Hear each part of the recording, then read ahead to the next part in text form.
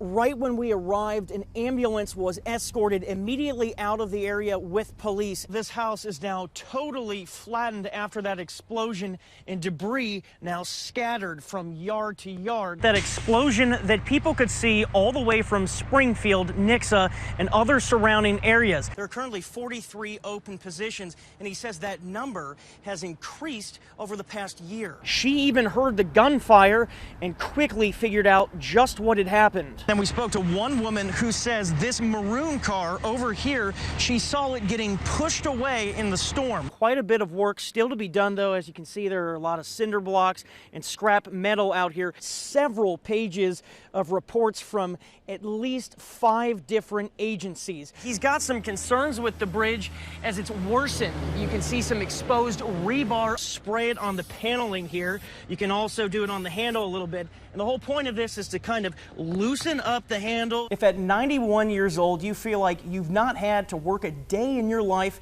you must love what you do. Real fast, and check this side of the street up.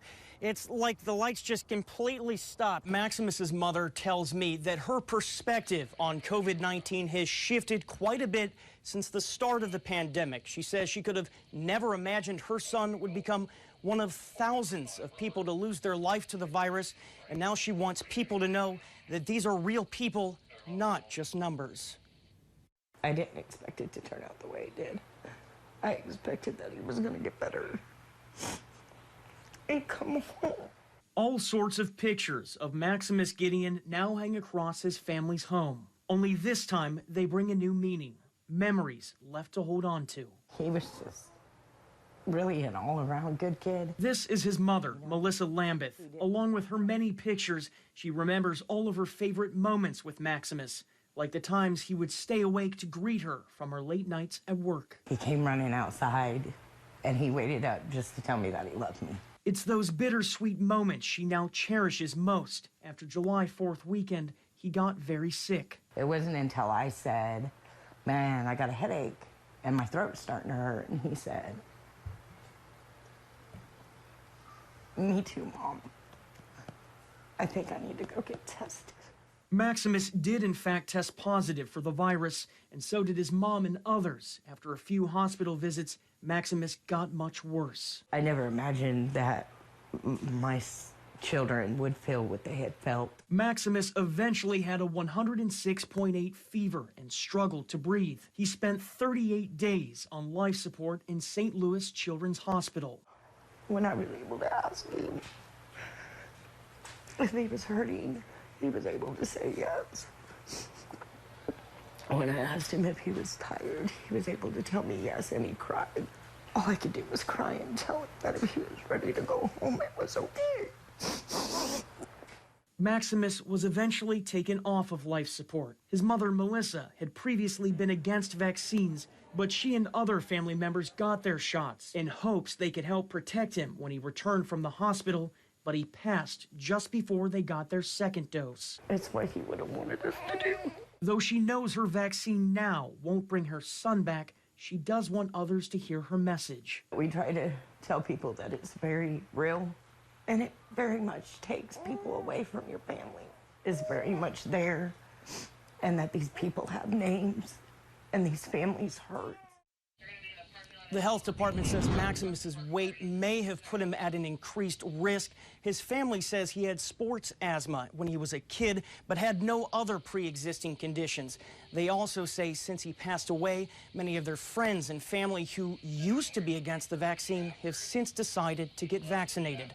Reporting in the newsroom, I'm Michael Van Schoik. Paul and Maria, Joshua Sparling and Dustin Reisman died at the age of 14 after Osborne allowed a group of teenagers to drive his car. A judge concluded Osborne had been providing them with alcohol and allowing them to drive his car, all in hopes of soliciting sexual favors. And today, the mother of one of those boys killed tells me she now worries about the safety of other children. It kills me, tears me up. I can't sleep. I'm basically am now reliving everything I went through 20 years ago, only because I know another family is going to get hurt. After nearly 18 years, Kathy Boyles remembers the exact moment her world turned upside down. A phone call on August 11th, 2003, with the news her son died in a car crash. And after that, the only thing I really remember is I screamed and I fell on the ground. 5.5 years passed, accompanied by court delays and the strenuous task of waiting. But in 2009, a judge sentenced Jason Osborne to a maximum of 15 years behind bars. Instead of closure, Boyles describes the sentence as a double-edged sword. I was happy he was going to prison, but I knew in the back of my mind he was going to get out. Judge Jeff Merrill served as the Taney County prosecutor back in 2009. 15 years is a long sentence. It's longer than a lot of the sentences that I now see as judge coming through my courtroom. But Merrill understands it may never be enough for the families. It's really hard to say that somebody is getting justice in a case where people have died, because you just can't bring those lives back.